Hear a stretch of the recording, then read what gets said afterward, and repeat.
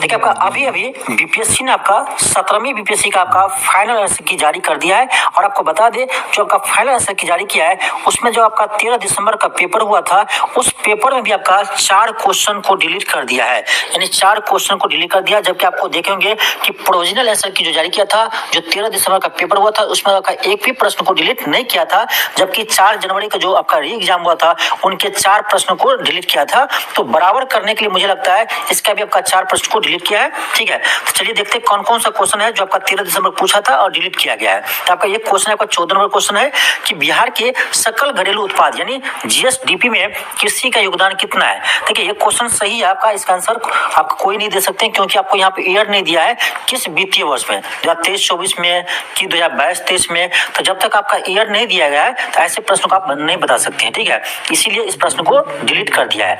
ठीक है, इसको डिलीट कर दिया। अगला क्वेश्चन देखिए कौन सा है। अगला क्वेश्चन आपका ये है क्वेश्चन 71 कि किन जीवों में बीजाणु निर्माण द्वारा प्रजनन होता है। तो ये देखिए फर्न में भी होता है, खमीर में भी होता है, यानी एक से अधिक इसका आंसर होना चाहिए था। अब एक से अधिक इसमें नहीं है ऑप्शन में, इसीलिए इस क्वेश्चन को डिलीट कर दिया है। ठीक है, तो ये भी प्रश्न आपका सही है कि डिलीट किया है, अच्छा किया है। ठीक है, अगला क्वेश्चन देखिए।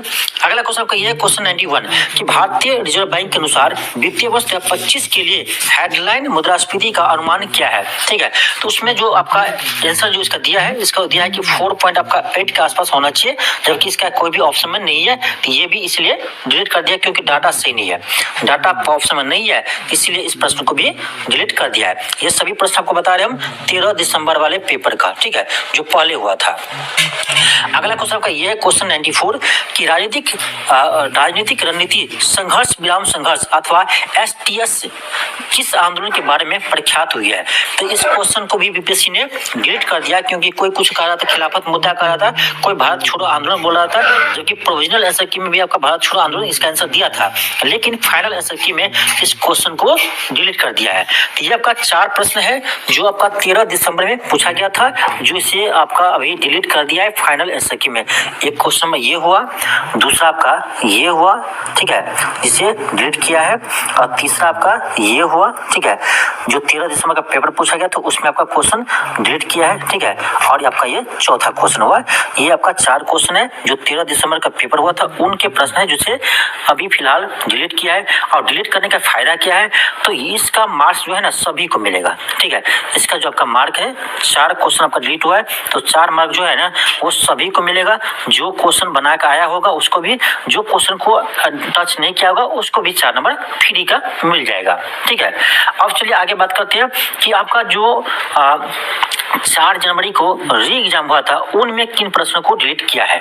तो आपका ये क्वेश्चन आपका है 4 जनवरी वाला में री एग्जाम वाले हैं कि कर्क रेखा किस राशि से होकर गुजरती है। अब कोई राशि ने ऐसा दिया है जिससे कर्क रेखा गुजरती है, तो इसको डिलीट करना तो तय ही था, तो इसको पहले भी डिलीट किया था, फाइनल भी डिलीट किया हुआ है।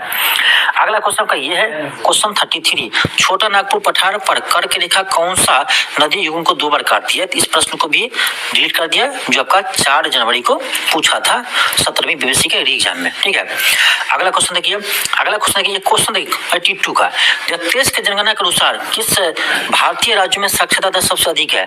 बताओ 23 में कब जनगणना हो गया भाई। तो जब जनगणना ही 23 में नहीं हुआ था तो लगता है ये ना कुछ पी करके क्वेश्चन बनाया था, तो बाद में कहना गलती हो गया तो फिर इसको डिलीट कर दिया। बाद में आँख खुला ना यहाँ 23 लिखा गया है, सॉरी हमको तो 2011 लिखना था, भुला गए थे। ठीक है, तो उस प्रश्न को डिलीट कर दिया।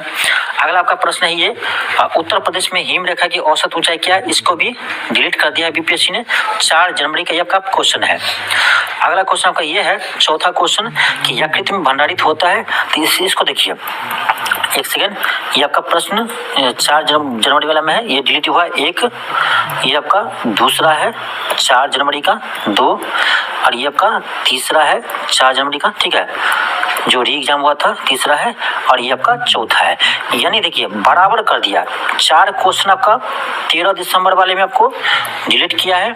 ठीक है, तो पहले क्या था, पहले 4 जनवरी वाले में 4 क्वेश्चन को डिलीट। ठीक है, उसको बराबरी करने के लिए आपको यहाँ पर भी